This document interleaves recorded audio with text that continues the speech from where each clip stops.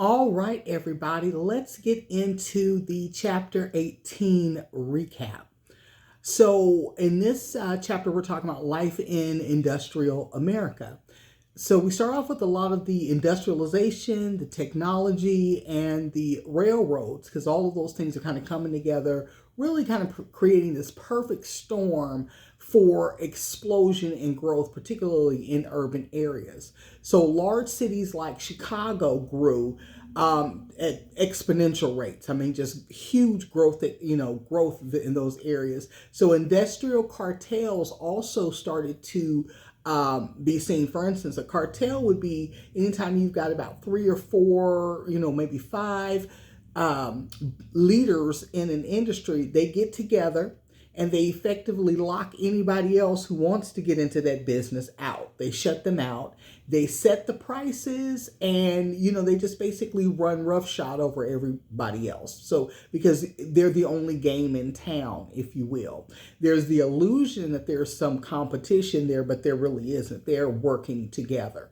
So we saw like the meat packing industry out of Chicago. Mr. Armour was one of those folks, but they got together and there were five of them and set up a cartel for the meat industry. So they would dress beef, and so tons and tons of beef. That was, if you were going to have meat, it was going to come through them. So they owned the packing houses, they owned all of it.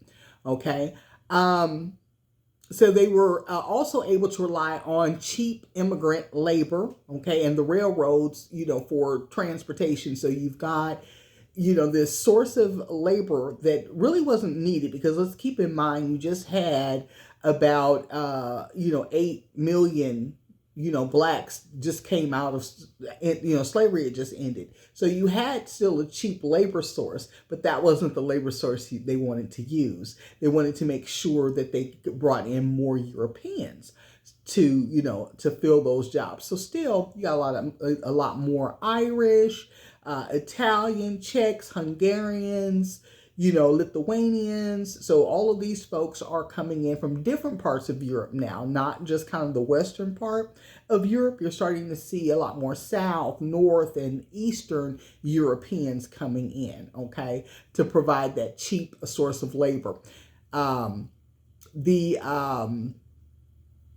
So the railroads also received subsidies. I think we talked a little bit about that too, how the government, that's the rich man's welfare. So the government was giving the railroad companies money to offset the cost of them, getting land and laying the tracks and so forth and so on, because they say, oh, well, this is a public good. It's for the betterment and use of all of the American people. All the folks. So, the government should kind of jump in and help. Well, part of the problem with that is that these are not government groups. These are privately owned, like by Mr. Rockefeller, privately owned, companies that are being underwritten by the government. Okay. So that became an issue. That was, kind of the backbone of the subsidies point. Now, the other piece about that, they also worked hand in hand to rob blacks, Mexicans, poor white people, as well. Don't ever think that that there weren't, a good number of poor regular white people who got caught in a lot of these schemes. Although it was focused on taking millions of acres of land away from the blacks and Mexicans, okay? And they did this under what was called eminent domain. They said, oh, well, we need this land, we need your whole 600 acres of land because we are building a railroad through it. Well, the railroad only maybe needed 20 or 30 acres. They honestly didn't need all of your land, but that was a way to take the land from people and pay them really nothing for it. So that was another issue. Now, as corporations grew and businesses became more kind of mechanized, right?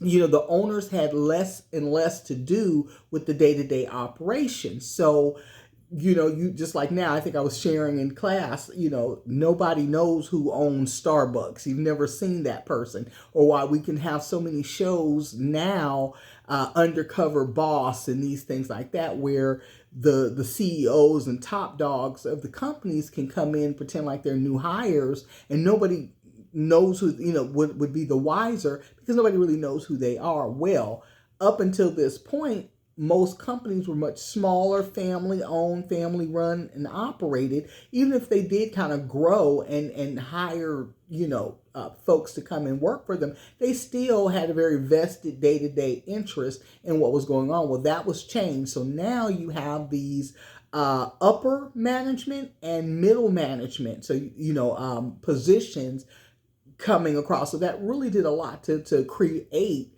kind of a middle class. So you had your upper middle management, almost entirely college educated, folks who handled, the higher order operations on behalf of the owners who were absentee. Now, under them, they would have middle management. So these are the people who actually were in between upper management and, the actual workers in the plant or in the factory. They were above your supervisors and your foremen, like that. Now, they were typically, they came from two sources generally. They were either some college kids just graduated, and we're going to talk more about education too in this chapter, but you get more folks now, white males coming out of college. This was a perfect opportunity for them to get jobs. Also, nepotism. So, family members, that cousin who really isn't all that great, but we're going to prop them up and make him look successful. So, they were getting those jobs.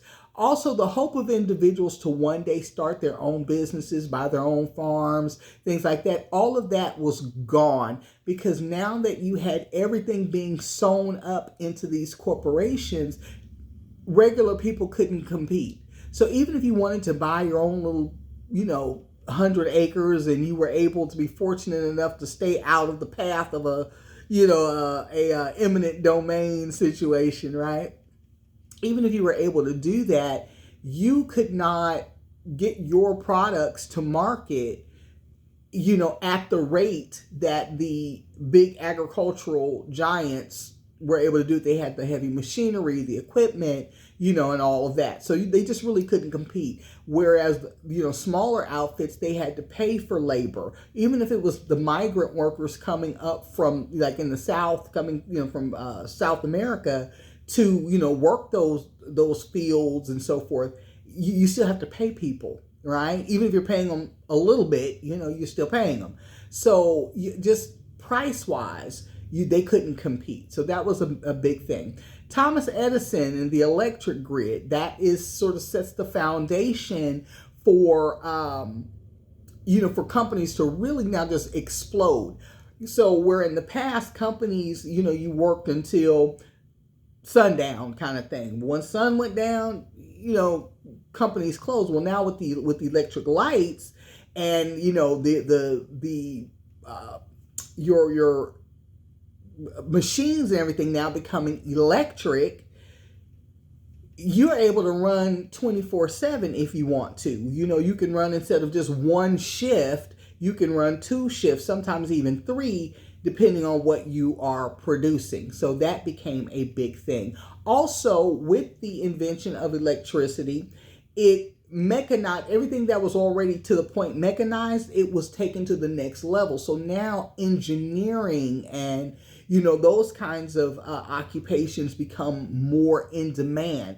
So the idea then of changing something from its base mechanical principle to electric, so that became a big thing, and opened up lots and lots and lots of opportunities and jobs, where none maybe had been before. These are all new industries. Okay.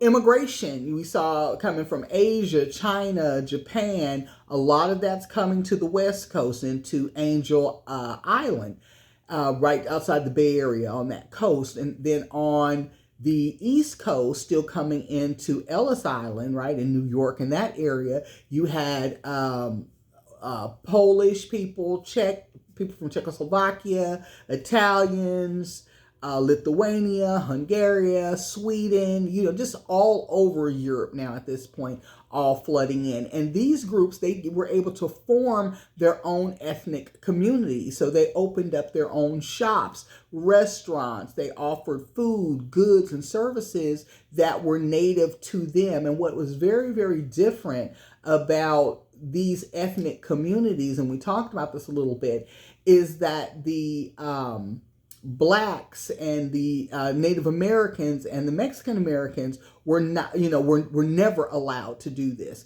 to the point, and we shared some very disturbing, history on, the several black towns that were, thriving and flourishing. They were completely, in every case, they were leveled, they were burned out, they were shut down in the most violent ways. So, now other groups didn't experience that, not even on the West Coast with China. So, if you've ever visited my home state, there's so many wonderful little restaurants and shops and things that you can go visit in Chinatown. There's also one similar in like New York. So you would see Little Italy, you would see Germantown, you would see all of these little areas, these ethnic communities where they were able to keep their language intact, keep their churches, their worships, their practices, their culture was able to stay intact. So very, very different than the horrific situations that we saw happening, like we said, with the Native Americans, the Indian schools, just I won't recount it. We've talked about it already, but, very, very different. Okay. There was also some chain migration. So with the chain migration is if you and a couple other people from your country or whatever come in and you get a job, let's say in New York at a factory. Well, as jobs become available, you say, hey, boss, my cousin, I know somebody who could have this job. They're really, really good. You give them a chance, bring them in, so forth and so on. So then there's this chain of each one pulling their own, friends and family in and helping them to get established. Okay. Now, blacks in the South after Reconstruction did leave in massive numbers. So, and there were a couple of different waves of the exodus. One of the first waves, people were moving westward to Nebraska, Oklahoma, into to the plains, into that area. Whereas in the second big migration, and not to say that people only went to these places in each wave, but you saw more moving west in that first wave, starting in 1877, and starting their own towns. And we talked again, like, Tulsa, the area in Tulsa, Oklahoma, known as Black Wall Street. By 1920, it was like the jewel of black society. And we talked about what happened to it. Also, many, many other towns from Rosewood on, different places in Atlanta, just across the board. Even people who didn't leave the South, they had done, gotten together in their own still ethnic communities and were still doing the same things that other groups were doing, offering goods and services and things that for each other. Well, that was considered competition, and the white people did not like blacks rising above being nothing, being destitute. I mean, let's just call it what it is. If you were not destitute, barely eating, bones showing through your skin, begging for a piece of bread from a white person, then you had too much and you must be lynched, killed, or whatever for that. And again, that did happen quite a bit, not just primarily with black people, but a lot of Mexican people did also, meet that fate as well. Or even if you were a white person who you hired black people, in your store or your shop, or you were not, inherently against other people because of, race or whatever, then you were a threat as well and were often harshly dealt with, burned out, etc. So we saw a lot of that. So in addition to, so while, the white folks were kind of publicly claiming that blacks could leave, go do what you want to do, go back to Africa, they're very, very dismissive of blacks all through the Reconstruction era and right afterward, when the black people actually did get up and leave and said, okay, sayonara, toodaloo. When they did that, the folks started having a very different song to sing. Why? Because the South, the economy of the South was based solely on cheap labor. Because at that time, you still had mostly agriculture.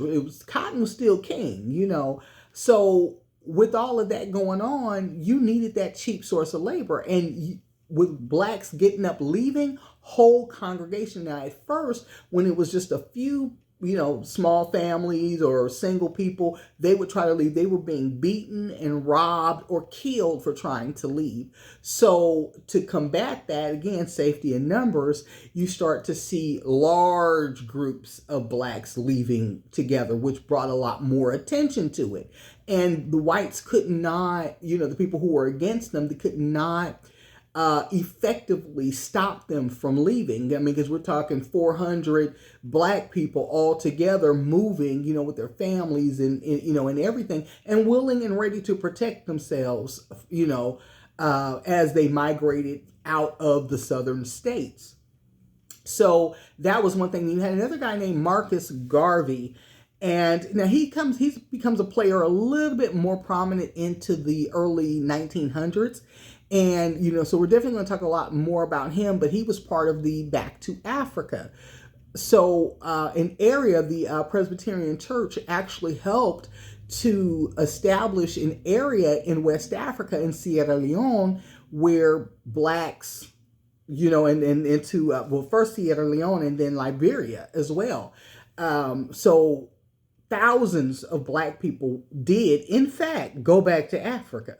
So we're going to get into that a little bit more, but I definitely wanted to bring that in here because this is where a lot of this starts. So when we think about blacks leaving the South, while the majority of them did either go north, some went east to, the East Coast, but many went, like I said, west, as far out as California, but primarily like the Oklahoma, Nebraska, all through those areas.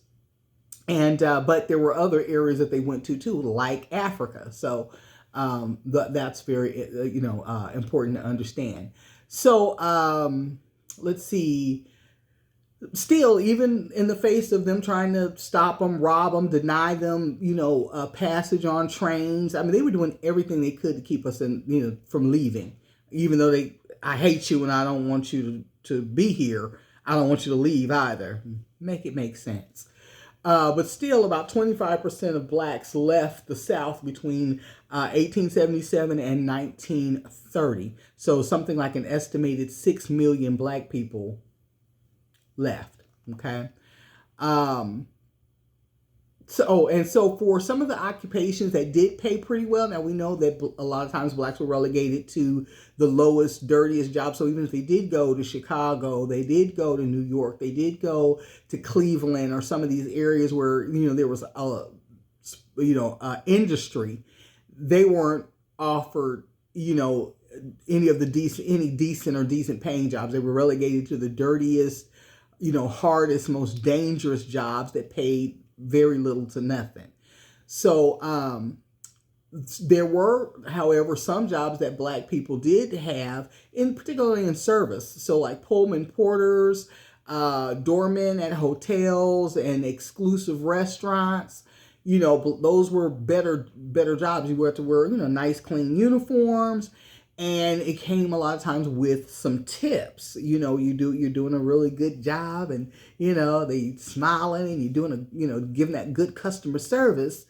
You could be rewarded with a little bit of tipping. And as we know, with the tipping culture or tipping industries, you make more money with the tipping than you do with sometimes from the actual job. Well, the problem comes in because light skin only need apply. So here's another issue.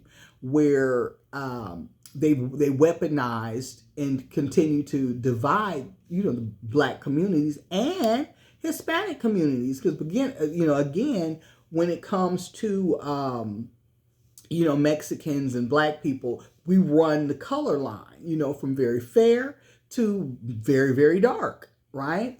So again, light skin only need apply was to ensure that the mulatto children of primarily white men, because at that time, if a person was biracial or whatever, as we call it now, biracial, it was a Black woman and a white man. It really wasn't the other way around. We didn't start seeing the flip around to where it was Black men with white women until the 50s and 60s and beyond, until where we are now.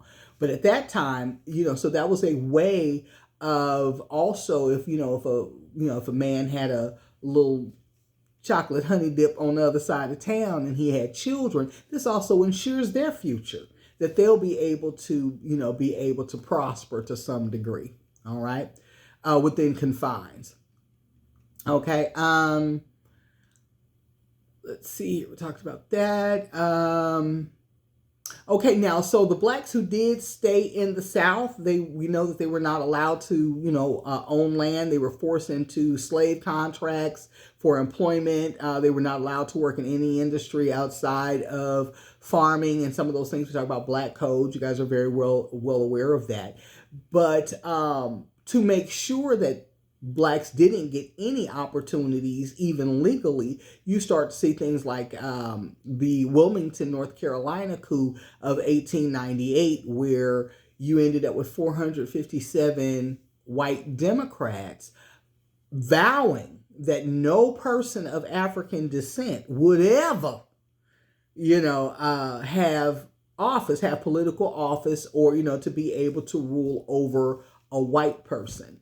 So, like I said, the lengths that they went to try and stomp Black people out is just absolutely bananas. It's just the lengths that they went to. We talked about lynching. I won't go back through that. I did mention The Birth of a Nation.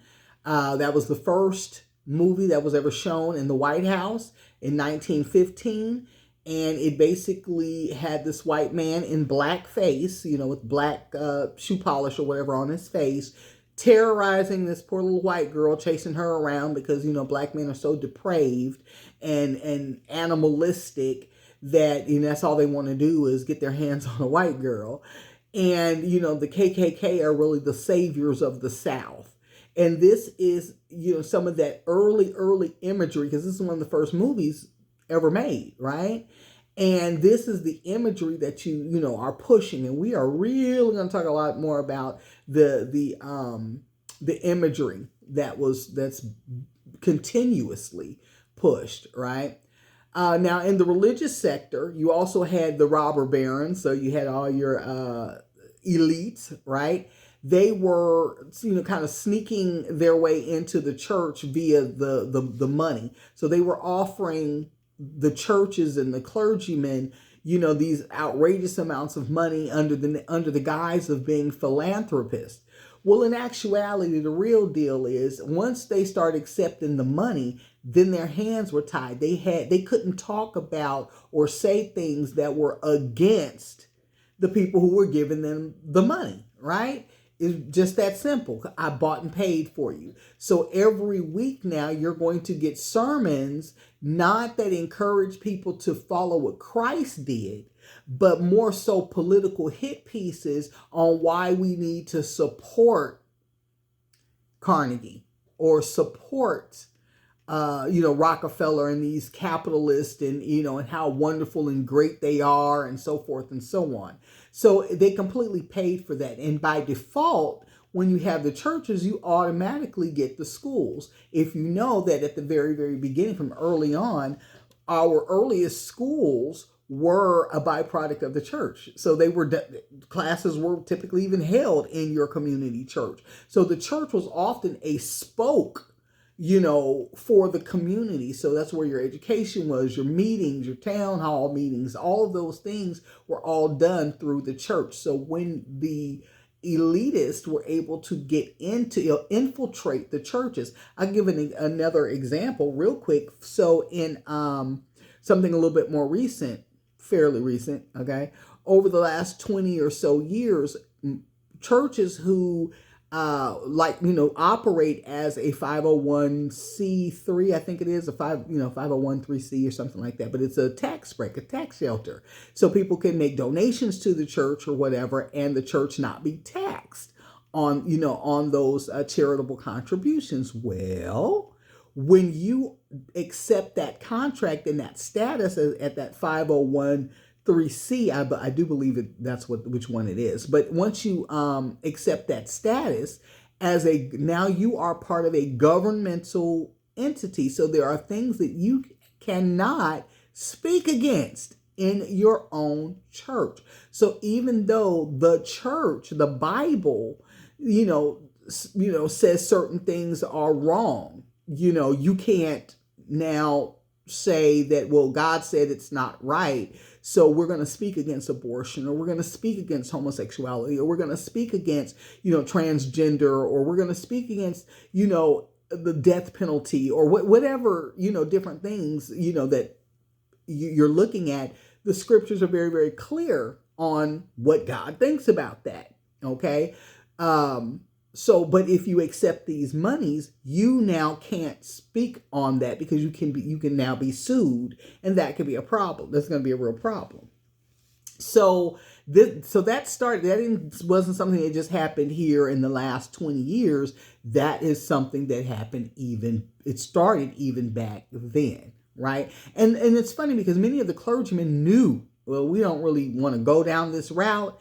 But it wore them down. I mean, they couldn't compete. They were, churches that were going for it were able to outpace them, offer their parishioners services and goods and things that if they didn't get on board and was able to start offering those things to their people in their community, they were going to lose their parishioners. They were going to leave and go to the church, over in the next little town that had all of these things based on the blood money of the capitalists. So that's what you had going on there. The lost cause narrative also helped to push the idea that the antebellum South was this beautiful and picturesque place where the slaves were well treated, well fed. They were, happy, just happy. Okay. The women were the picture of virtue and high moral standing. The men, the Southern gentlemen, were benevolent, God-fearing, with a very paternalistic relationship to his well-treated slaves. Now, we know that 9 times out of 9, that didn't happen in any way. In any kind of situation, but this was the idea that they were pushing. And the reason they were pushing that idea was because the South was trying to get more sympathy and support from folks outside of the South. So they were really trying to push this, that type of idea. You saw movies like Gone with the Wind and several other, movies that, kind of put, that idea out there that everything was really beautiful and nice, on the plantations. And that I don't know why people act like that was the Northerners agitating, problems where there were none. Blacks were happy being, sold and beaten and raped and murdered. Yeah, we were happy with that, right? So this is what was going on. So you also had in the South boosters. Now the boosters were kind of cool because they really did advocate for a lot of things like better roads, paved roads, highways, things like that, because they felt like that was going to help moving goods and services, a little better if, on across land. Also, people had cars. So, that was starting to be a big thing. So you wanted to have the smooth paved roads and things. So they were really instrumental in that. Something else happens very good for the South is that some industry starts to come down to the South, where before it was almost exclusively agricultural. I mean, cotton is still king. Don't forget that. I mean, there's still, the sharecropping, there's still agricultural and big agribusiness in the South, but you start having industry coming in, manufacturing. Specifically, you had steel, furniture, you had textiles, tobacco. Okay, big tobacco, right? So you start to see more and more manufacturing opportunities and companies coming into the South. So that diversified their economic base, and they needed that because didn't we just say a good 25% of your cheap labor source said skedaddle? They left. So, and the South was not really the destination place for most of your European immigrants. As we talked before, they came mostly into the East Coast and then kind of migrated towards the Midwest, Chicago, and some of those areas, primarily due to chain migration.